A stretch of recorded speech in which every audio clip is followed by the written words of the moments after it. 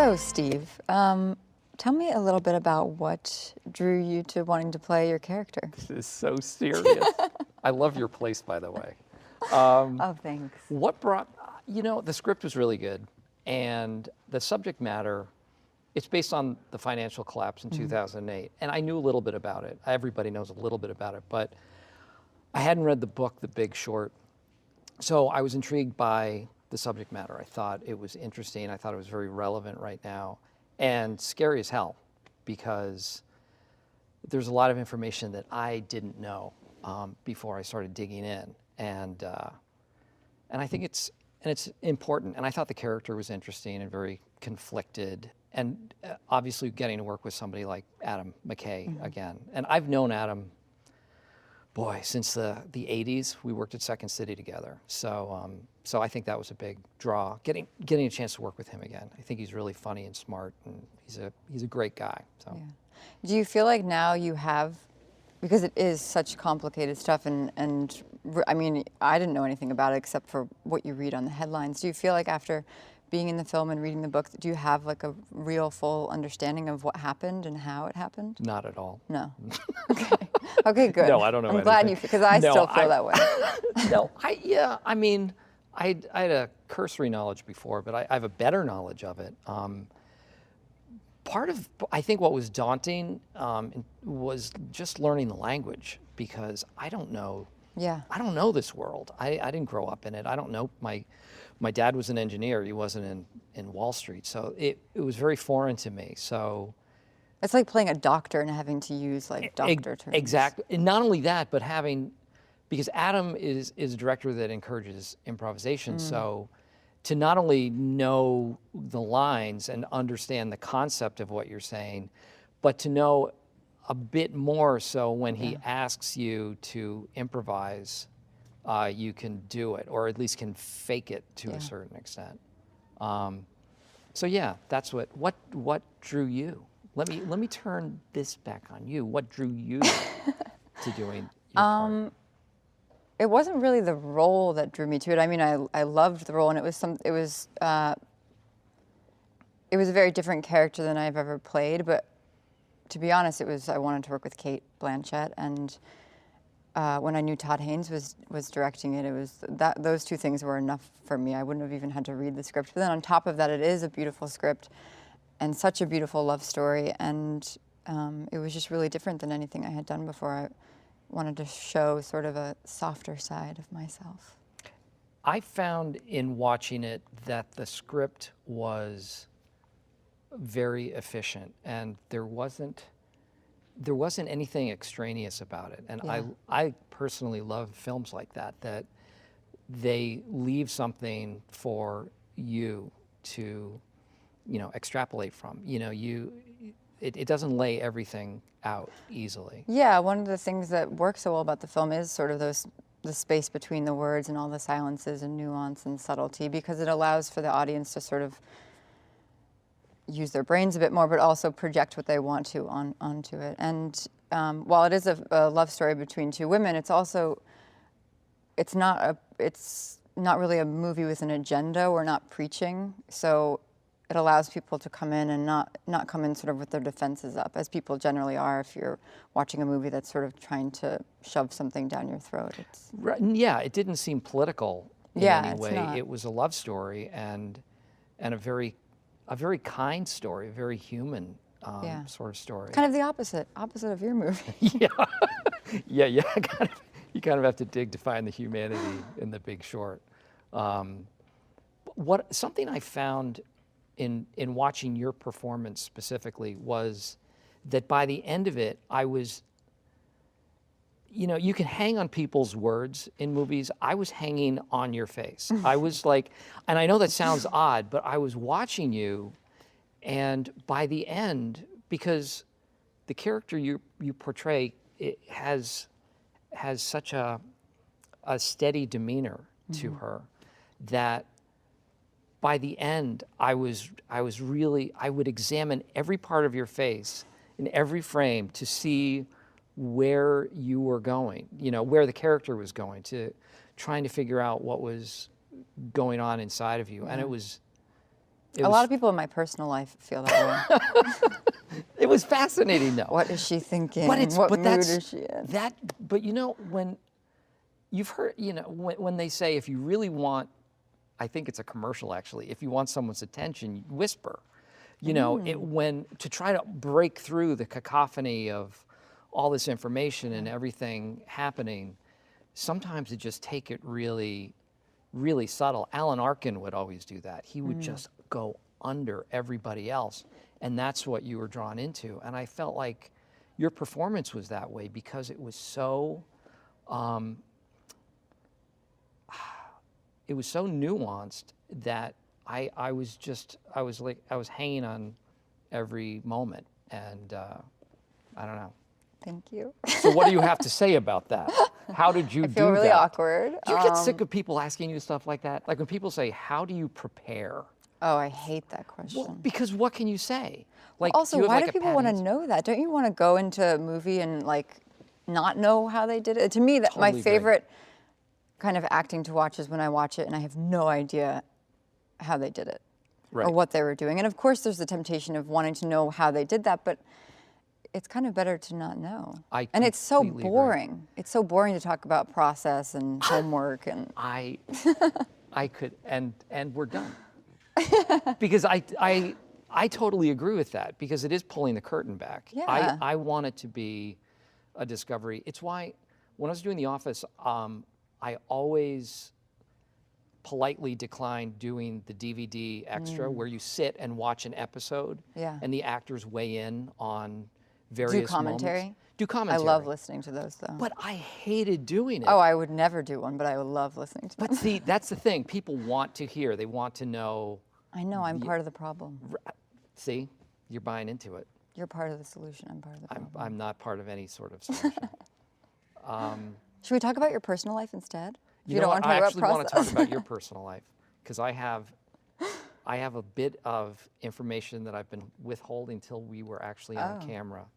Did you know that my wife Nancy made out with your uncle when they were at BC? Which uncle? He was a hockey player at BC. Oh. Yeah, and she said, please tell her this is before he met his eventual wife, and it was Wow. just, and that he probably doesn't remember. If it's the uncle I'm thinking of, which I can't imagine I have more than one uncle who played hockey in college, because that's, you know, not everyone can do that. He's not blood relative. Oh, okay. I mean, he's still my uncle, but he's not related to my dad or my mom. Oh, okay. But wow. Yeah, I know. It kind of made me sick to my stomach. Yeah, maybe I'm going to bring him to resent your next you. premiere. I resent you because of it. So what kind of name is Belivet? It's Czech. It's changed originally. It's very original. Well, And your first name? Therese. Therese, not Teresa. No. Therese Belivet. That's lovely. And yours? Carol. Carol. Carol takes place in the 50s. Yes. And I thought the movie did a great job of depicting that time period, obviously, with all of the, you know, the sets and the cars and the locations. But in terms of how you approached, did you approach the acting as a period piece itself? Yeah, it was interesting. I mean, there was a lot of conversation about that because there's tons of films obviously that were made during that time period, and then there's tons of films that have been made about that time period. And you know, the 50s, the early 50s are quite different than sort of the later years in the 50s.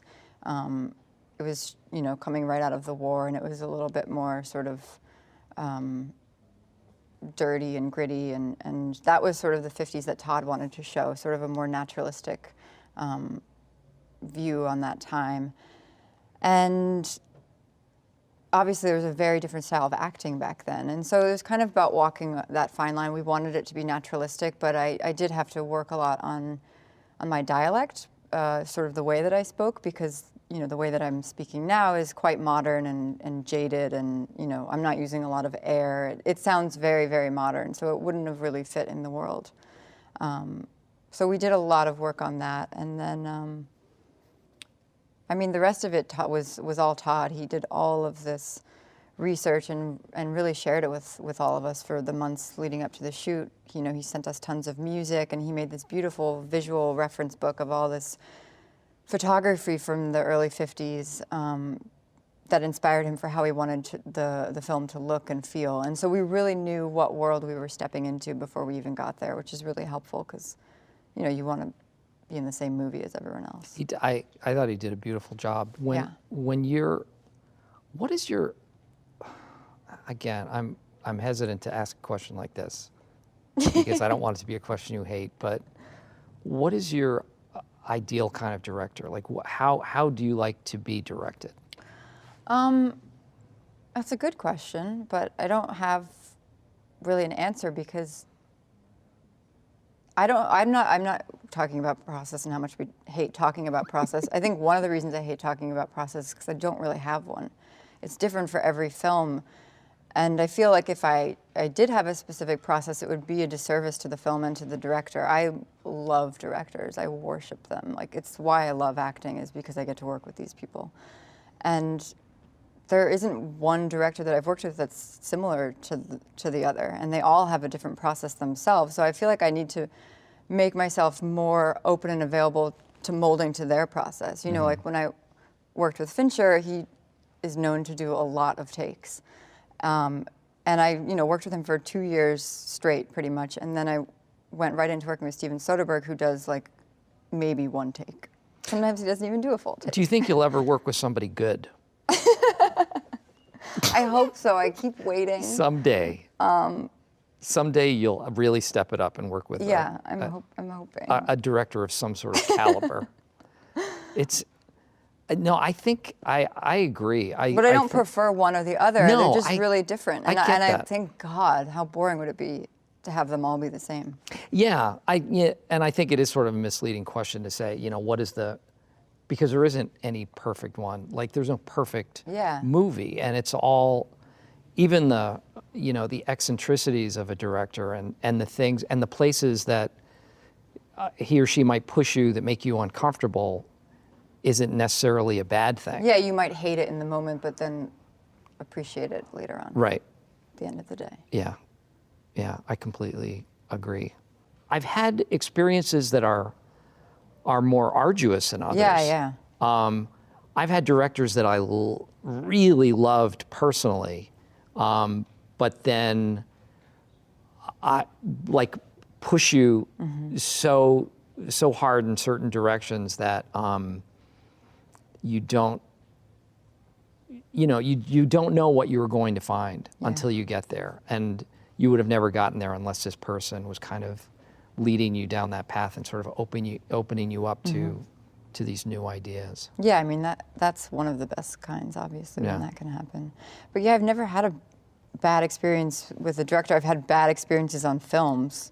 I've worked on films that I hated working on, but it's never been specifically because of a director. I mean, I've worked with directors where it was like so hard and so challenging, and there were moments when I hated the person and then moments when I loved the person, but I thought they were brilliant, that left me like at the end of it feeling like I didn't know how to act, and I didn't work for a year after that one experience.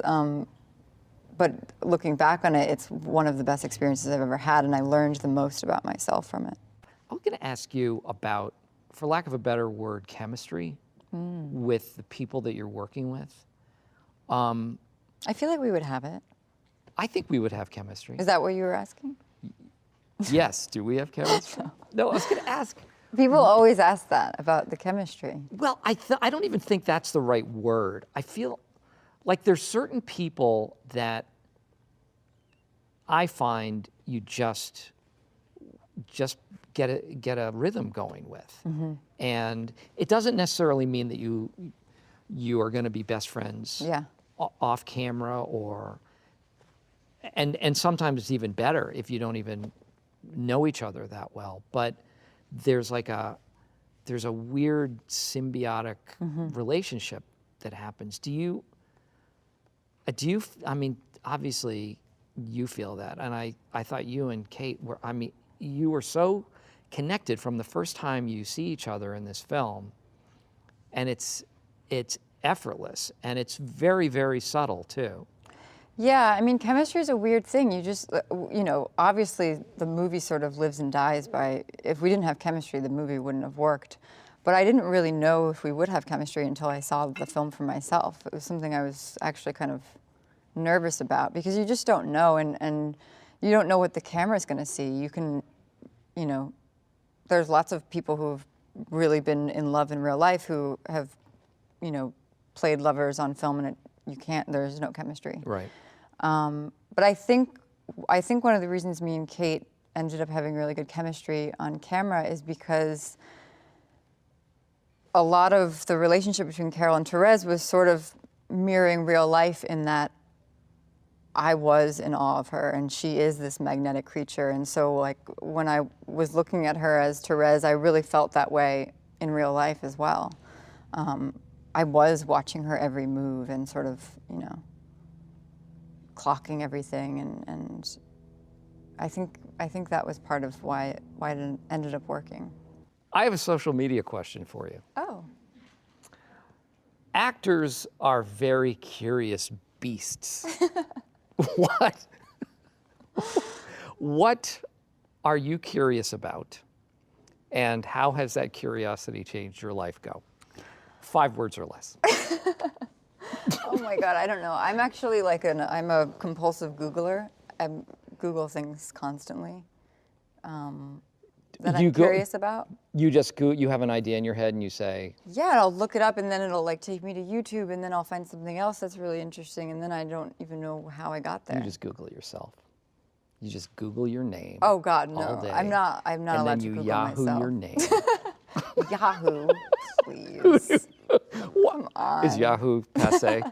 I haven't used Yahoo since the early 2000s.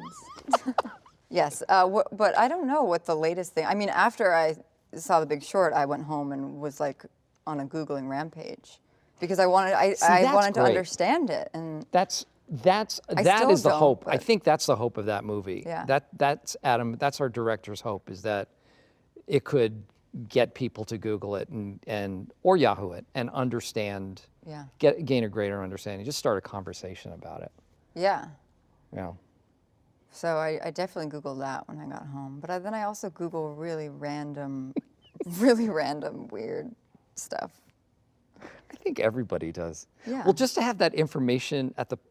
I mean, if someone saw your search history, I think I would. Oh, someone's looking at it right now. It's out there. So Your search embarrassing. history is definitely out there. And all the medical questions that I ask on there, it's like, my foot hurts. What does this mean? Why is one ear bigger than the other? Does that mean It I'm totally going to have is, by the way, or Oh, at least like one is. Everyone's ears. I was talking about myself. Everyone's. Did you know that your ears and your nose never stop growing? That's such good news for me. I learned that on I am Google. so, especially the nose thing. I'm so excited about. I hear after you die, your nose grows for another 50 years. I'm sure it does.